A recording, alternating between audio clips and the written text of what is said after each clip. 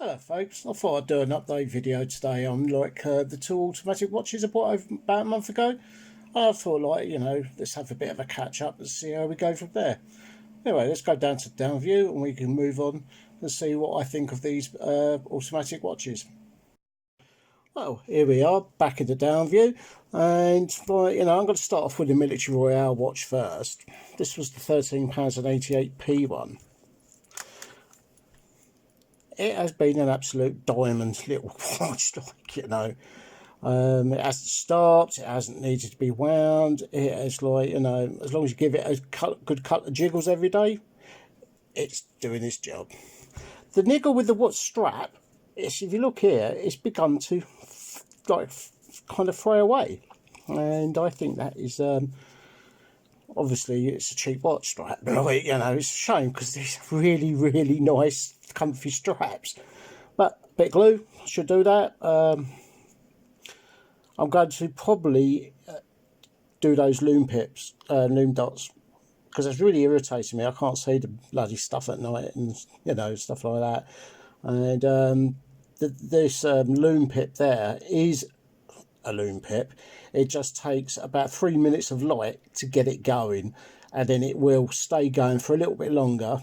The hands loom up nice, the second hand especially. It's just what surprised me is how well the bezels held up as well. And when I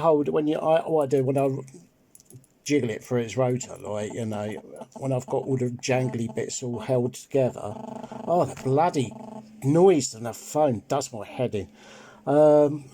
You can actually still feel the rotor moving around quite smoothly. It's kind of it's almost like, I don't know, it's hard to explain, what it feels like, but it does feel very positive. So let's go on to the Jaragar. Now this is on that was very nice leather Zulu, but unfortunately, because the gap between the spring pin and the case is so narrow, it kind of scraped off a layer of the leather, so I've got to repaint that at some point, because it just seems to be painted PU leather. It cost a couple of quid.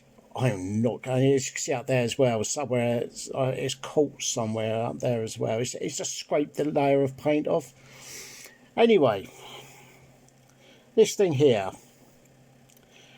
it has been lovely. I don't wear it as much, so I have to get it going again, and it seems to, when it's between around 10 o'clock in the morning till 2 o'clock in the afternoon, same again at night time, 10 o'clock at night, 2 o'clock in the morning, you can't change the day, not the date. You can change the date all the time, but you can't change the day. It seems to lock itself in. So at the moment it's stuck on Monday. I've had to go with a slide rule. It does what it's supposed to do. It's quite comprehensive. And if I took the time to actually really go back into it, you have got a very good working circular or rotary slide rule. Now, loom. The loom does work. It is very slow to get going, but when it does take it's equally a long time to disappear, but it's only on the second hand. On the minute hands, I still haven't got the little loom indices to light up yet, so I don't think they do. It is, not really something that you'd be worried about, in the dead of night, with no light sources at all, to have a source of light what time it is. You're likely to be in the cockpit of your, I don't know.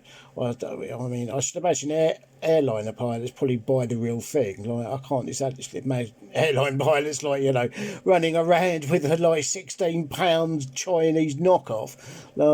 So you could be driving around in your cardboard box pretend airplane, just for the fun of it, or in your what's it, Ford car, pretending you're like Nigel Mansell, born again sort of thing.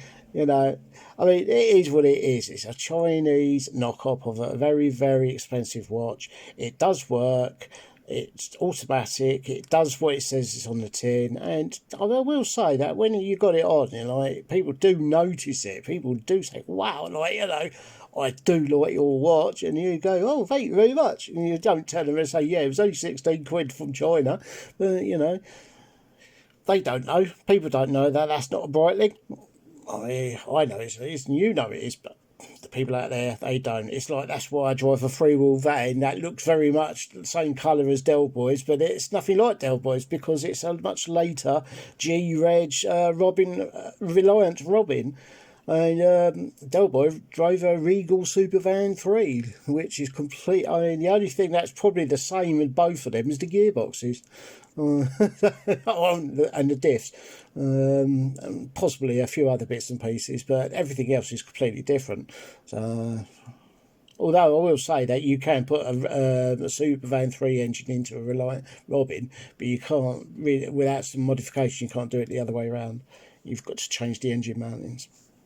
So there we go. I thought I'd do a bit of an update, like, you know, and we shall, like, you know, see how we go. And I'm going to probably do this again for another month, and then I've got some more Russians coming, so you know, that's a good episode of Only Fools and Horses. The Russians are coming, just remember that. Okay, right, so there you go. I mean, there's my two automatic updates.